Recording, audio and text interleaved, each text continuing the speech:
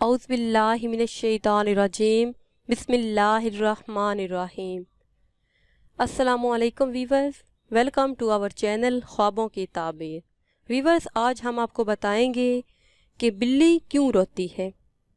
بلی کا رستہ کاٹنے سے آخر ایسا کیا ہوتا ہے کہ لوگ اس کو منحوس سمجھتے ہیں؟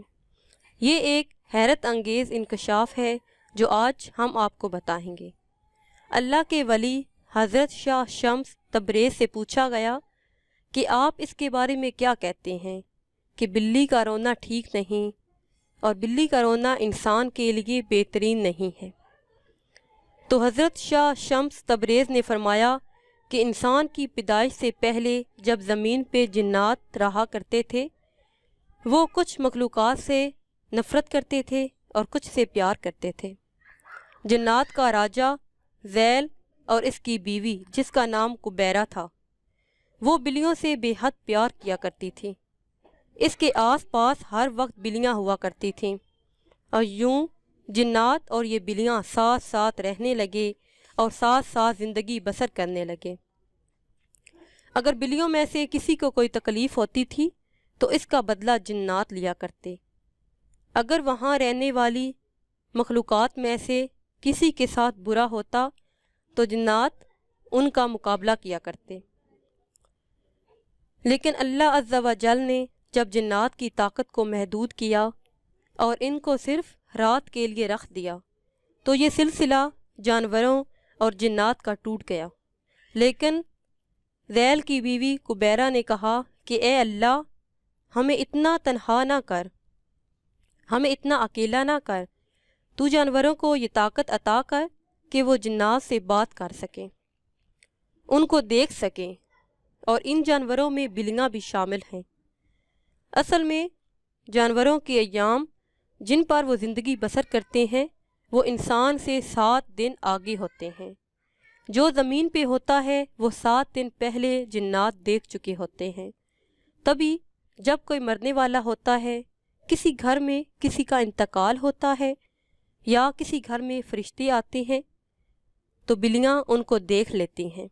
اللہ نے بلی کی آنکھوں میں یہ طاقت رکھی ہے کہ وہ جنات کو دیکھ سکے۔ وہ فرشتہ موت کو دیکھ سکتی ہیں اور جب دیکھتی ہیں تو درد بھری آواز میں رونے لگتی ہیں۔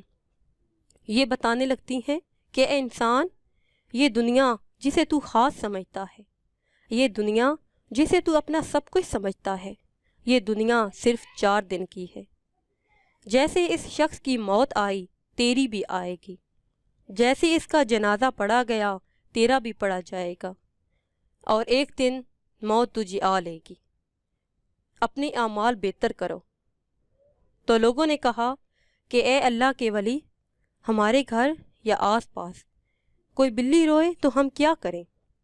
تو حضرت شاہ شمس تبریز نے فرمایا کہ حسب توفیق صدقہ دیا کرو، کیونکہ صدقہ بلاؤں کو ٹال دیتا ہے۔ اور 27 مرتبہ چاروں کل شریف پڑھ کے اپنے اللہ سے یہ دعا مانگا کرو، اللہ عز و جل تمہیں ہر پریشانی سے محفوظ رکھیں گے۔ اور اگر تم کسی بڑے سفر پر جا رہے ہو اور رستے میں آگے سے کوئی بلی آ گئی اور مڑ کر دوسری طرف چلی گئی اور پھر پلٹ کر تمہاری طرف دیکھے تو سمجھ جانا کہ یہ اللہ کی مخلوق تمہیں کوئی اشارہ دے رہی ہے، تمہیں کسی خطرے سے آگاہ کر رہی ہے۔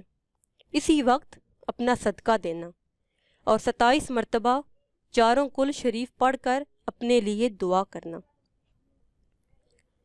اور اگر بلی رستے میں ملے، رستہ کاٹے اور پیچھے مڑ کر تمہاری طرف نہ دیکھے تو اس کا کوئی مطلب نہیں۔ ویورز، اچھی بات دوسروں تک پہنچانا صدقہ جاریہ ہے، اس لیے اس ویڈیو کو دوسروں تک پہنچائیں تاکہ باقی تمام لوگ بھی اس حقیقت سے آگاہ ہو سکیں۔ Viewers, I hope you like this video and also comments and share and subscribe my channel. Thanks.